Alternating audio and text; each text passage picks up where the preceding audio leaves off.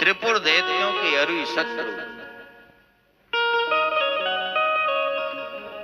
एक बार बृहस्पति और इंद्र शिव के दर्शन के लिए गए।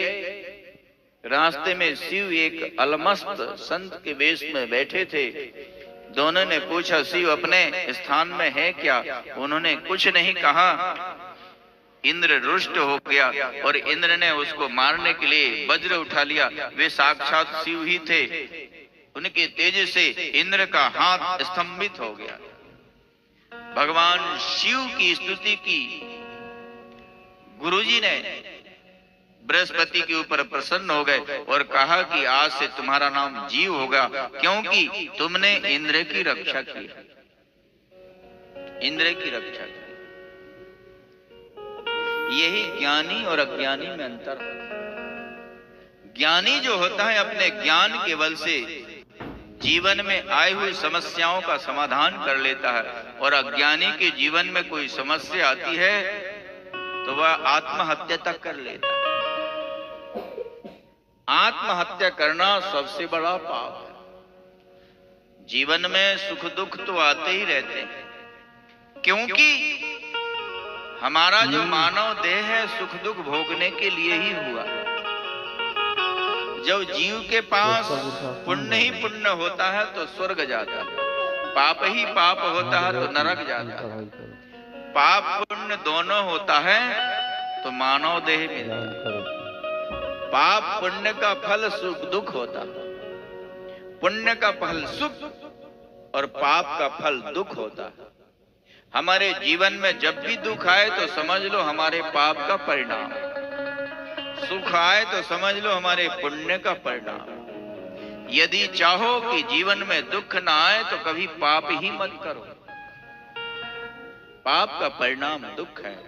चाहे वह दुख दरिद्रता के रूप में आए, चाहे वियोग के रूप में आए, चाहे रोग के रूप में आए, चाहे चिंता के रूप में आए,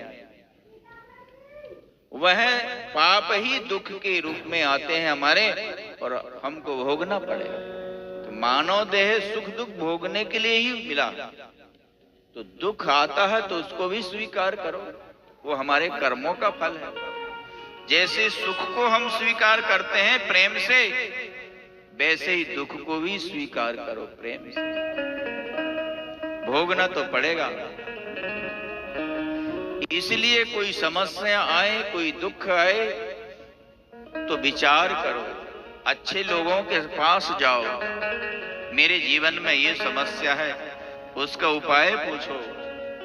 तद्विद्धि प्रणिपातेन परिप्रश्नेन सेवया उपदेक्षन्ति ते ज्ञानम ज्ञानिनः तत्वदर्शिनः।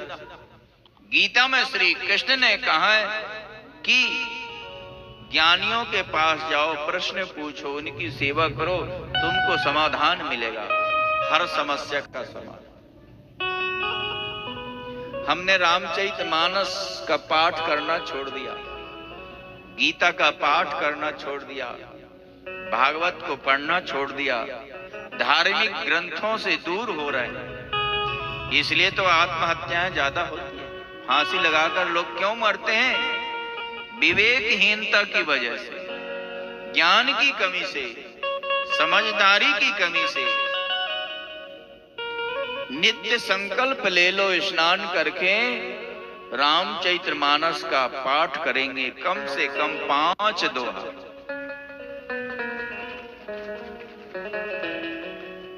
5 दोहा कम से कम ऐसे करना चाहिए। नवान पारायण ना कर सको तो 1 मास पारायण करो।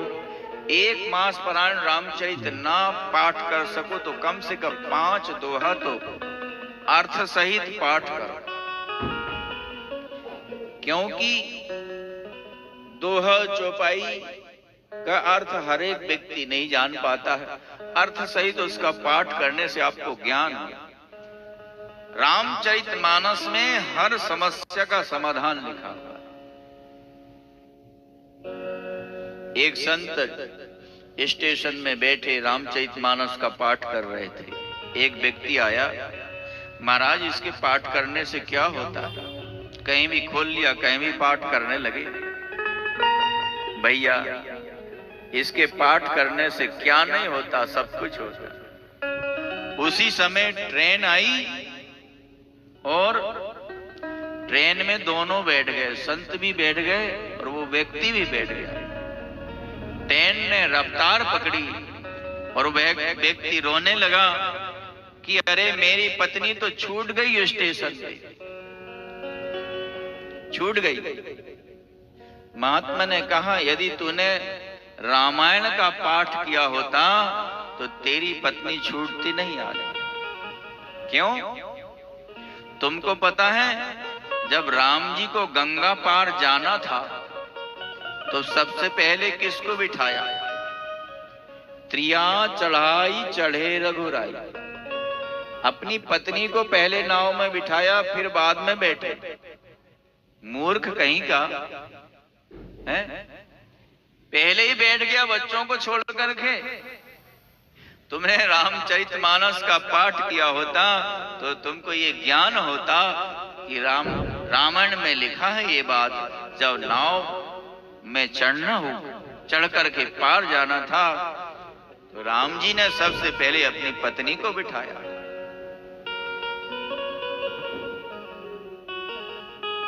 पहले बिठाया और जब उतरना हुआ तो पहले पत्नी को उतारा, फिर उतरी। तो ये छोटे छोटे ज्ञान भी हमको रामचरितमानस के पाठ से मिलते हैं, छोटे छोटे ज्ञान।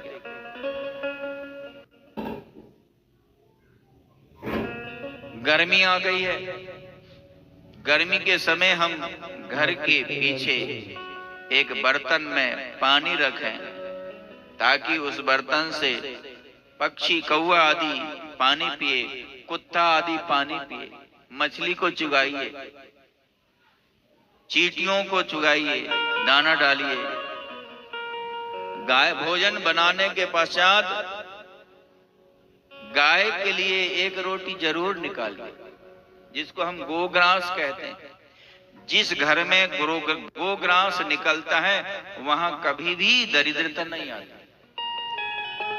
सबसे पहले रोटी गाय की और लास्ट की रोटी कुत्ता की। कुत्ता को जरूर रोटी दीजिए और गाय को जरूर रोटी दीजिए। लोग भोजन बनाते हैं, चप्पल जूता पहन करके भोजन बनाते हैं। चप्पल जूता पहनकर कभी भोजन मत बनाना।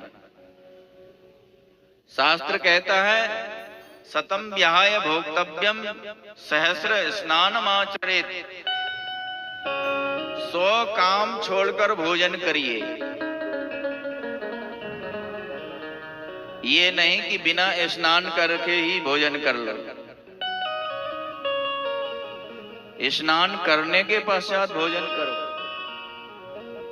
स्नान करने के पश्चात जो है भोजन बनाइए, क्योंकि भोजन से हमारा शरीर का निर्माण होता है।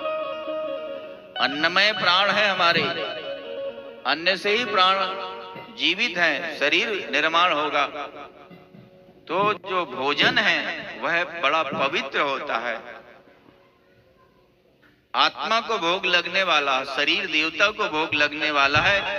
इसलिए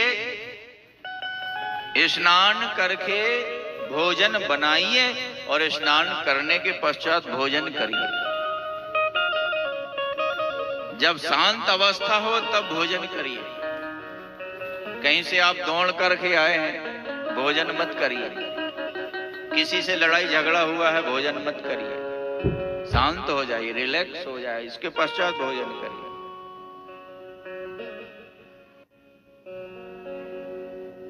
प्रभु कृपा से ये छोटी छोटी जो बात होती है वो रामायण में लिखी हुई है। इसलिए रामचरितमानस का पाठ करिए, गीता का पाठ करिए। गोस्वामी तुलसीदास जी ने कहा भोजन बना करके भगवान को अर्पण करो।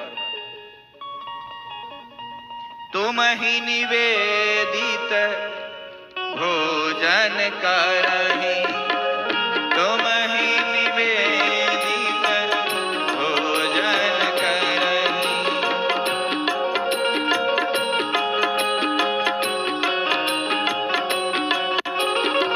प्रभु प्रसाद पट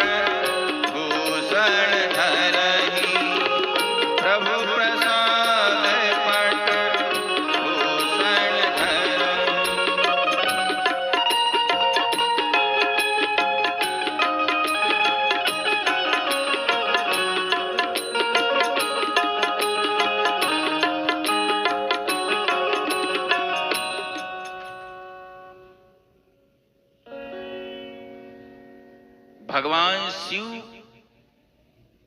जो इंद्र ने वज्र उठाया, शिव क्रोधित हो गए, उनके भ्रकुट के बीच में से अग्नि प्रकट हुई।